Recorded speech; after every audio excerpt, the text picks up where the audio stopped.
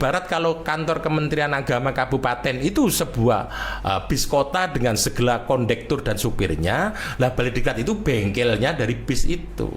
Maka kami harus tahu Bapak butuh apa tahun ini, apa yang kita dahulukan tahun ini, sehingga nanti tidak sesuai dengan target itu, maka itu menjadi kewajiban Balai Diklat untuk merevisi.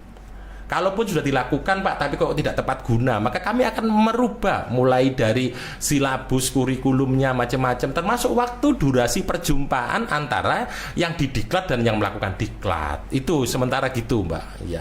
Oke, baik Pak.